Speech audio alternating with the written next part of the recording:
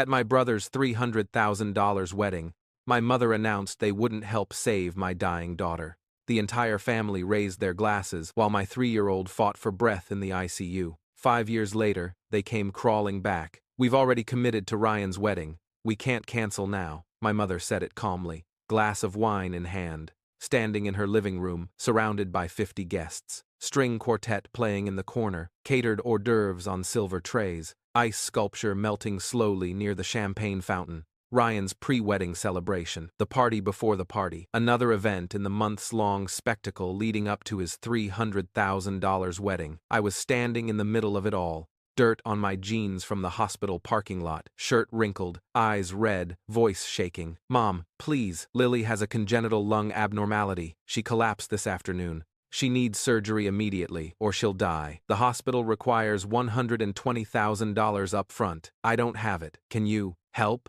My father crossed his arms, tailored suit, perfectly groomed. "We've spent $300,000 on this wedding, Daniel. Every penny is committed. If we give you that money, there won't be a wedding. You understand that, right?" The guests had gone quiet, watching, whispering, some with their phones out. I turned to Ryan, my younger brother, standing there in his custom-tailored suit, $4,000 suit for a pre-wedding party.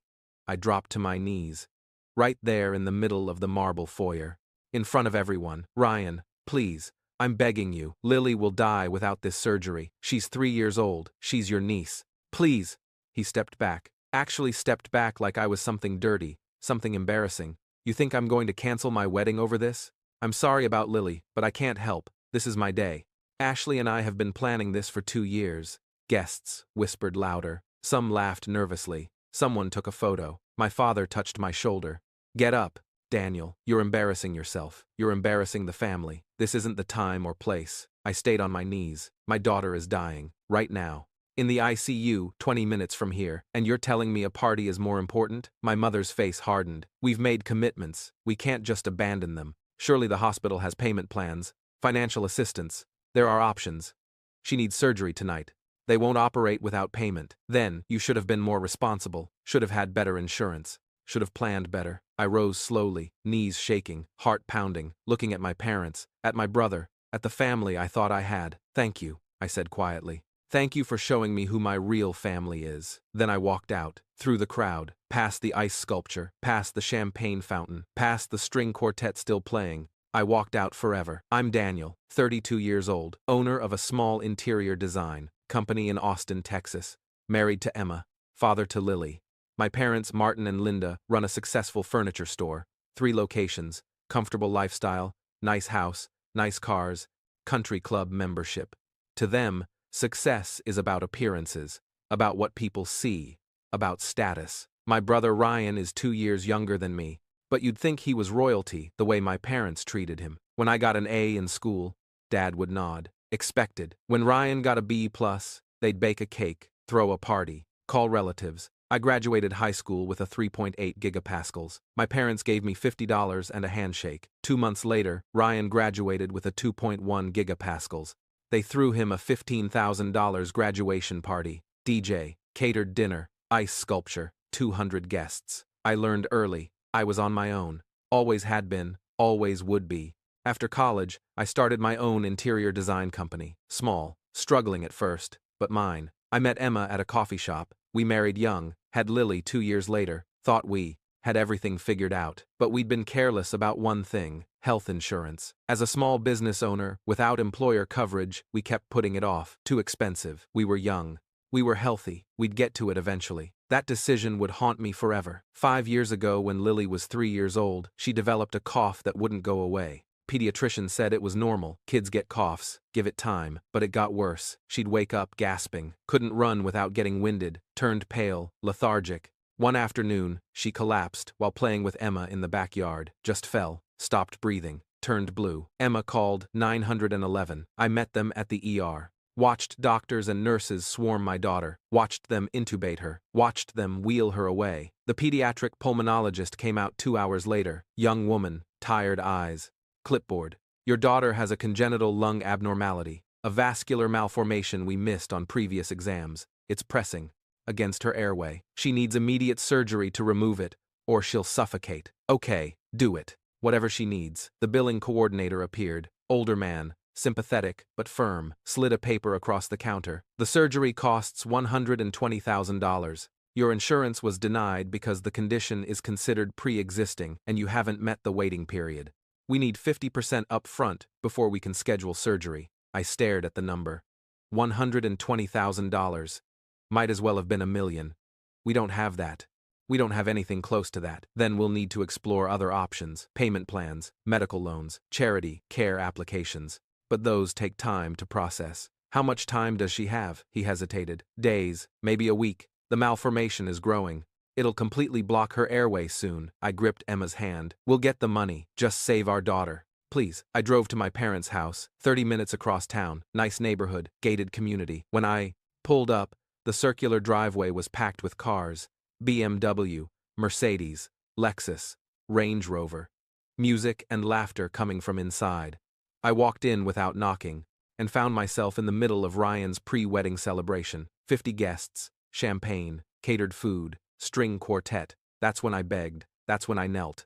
That's when my family chose a party over my daughter's life. I drove back to the hospital in a daze, pulled into the parking lot, sat in my car, couldn't move, couldn't think. Emma's parents were waiting in the ICU. Her father James worked in construction. Her mother Susan was a school secretary. Working-class people who lived simply, saved carefully, good people. They'd already started calling relatives, organizing a fundraiser, posting on social media. I started selling everything. My car, our furniture, tools, everything we owned. Friends and colleagues stepped up. Small amounts, $500 here, $1,000 there. Every dollar helped. But I was still $40,000 short. With 2 days left before the hospital said they'd have to discharge Lily without surgery, send her home to die. Then James called, voice shaking. Susan and I sold our house, put it on the market yesterday as is, got a cash offer. We'll have the money by tomorrow. What? No, James, you can't. Our granddaughter needs surgery. That's all that matters. We'll figure out the rest later. They sold their house, the house they'd lived in for 30 years, the house where Emma grew up. Sold it below market value for quick cash, gave me every dollar. My blood relatives chose a party. My in-laws sacrificed everything. Lily's surgery was successful. 8 hours, touch and go. But she survived, recovered, lived, and from that day forward, I swore I'd never ask my parents for anything ever again. I threw myself into work, 16-hour days, 7 days a week, bigger projects, better clients, growing the company. I used the pain, used the anger, used the humiliation of kneeling in front of 50 people while my daughter died. 3 years later, my company had grown 5-fold. From a small operation in a shared office space to one of the leading interior design firms in the region, 15 employees. Major commercial projects, residential clients with serious money. We moved out of our small apartment, bought a house, nice neighborhood, good schools, put Lily in private preschool, had a second child, a son named James, after Emma's father. Emma's parents moved into our guest house, paid off their debts, helped with the kids, became the grandparents Lily deserved. My parents? Silence. No calls, no visits, no apology, nothing. Ryan's wedding happened as planned. $300,000, 500 guests, destination bachelor party, designer dress, 7-tier cake, the works. I saw the photos on social media, the joy, the celebration, the family that didn't include me. Fine, I didn't need them. Last year, I sat for an interview with Forbes. Featured article on successful entrepreneurs, how I'd built my company, what drove my success. The journalist was young, enthusiastic, asked all the standard questions. Then, what drove your success? What was the turning point? I thought about it. About Lily, about kneeling in my parents' house, about Emma's parents selling their home. I once knelt before my family, I said slowly, begging them to help save my dying daughter. She needed $120,000 for emergency surgery or she would die. My parents told me they'd already spent all their money on my brother's $300,000 wedding. They chose a party over my daughter's life. The journalist stopped typing. I'm sorry? So I want to publicly thank my parents, Martin and Linda Richardson, and my brother Ryan Richardson, for teaching me that family isn't about blood. It's about who shows up when everything falls apart. My in-laws sold their house to save my daughter. My parents wouldn't cancel a party. The journalist stared at me. Can I quote that? Every word. The interview went viral within hours, picked up by major news outlets, Twitter, Reddit, TikTok. Everyone had an opinion. My parents' furniture stores got review bombed, 1-star ratings. Comments calling them monsters. Business partners cut ties. Suppliers dropped contracts. Ryan's marriage fell apart. His wife, Ashley, who demanded the $300,000 wedding, filed for divorce when she realized what kind of family she'd married into, took half of everything. My father called. "You've destroyed us. Do you understand that? You've destroyed our reputation, our business, everything." I told the truth. "You humiliated us publicly. You humiliated me first. The difference is, my daughter almost died. Yours just lost some money." I hung up. A month ago, my mother called. First time in 5 years. Voice shaking. "Daniel, we need help. We mortgaged the house to keep the business afloat. The business failed anyway.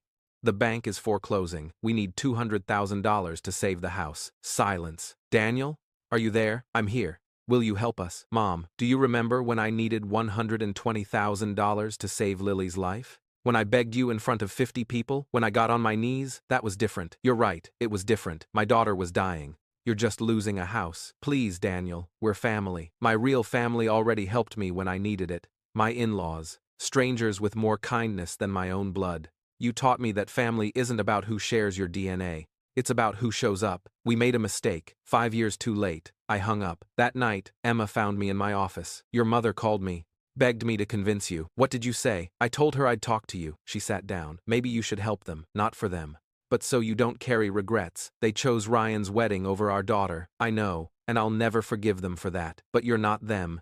You're better. Maybe that's what makes the difference." I thought about it for 3 days. Thought about Lily, about the surgery, about kneeling in that marble foyer. Then, I made a decision. I called my parents, invited them to my office. They arrived looking smaller, older, broken. My father's hair had gone completely gray. My mother had lost weight. They looked like people who'd lost everything. I opened a safe in my office, pulled out a briefcase, set it on the desk, opened it. $200,000 in cash. Neat stacks of hundreds. Their eyes widened.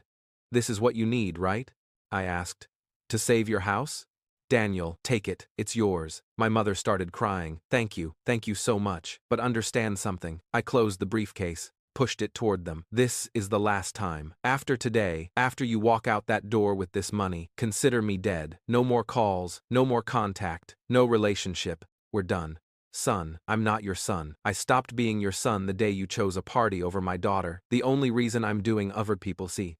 This is because Emma asked me to, because she's a better person than all of us. But this is it. This is the end." They took the briefcase. My father tried to shake my hand. I didn't take it.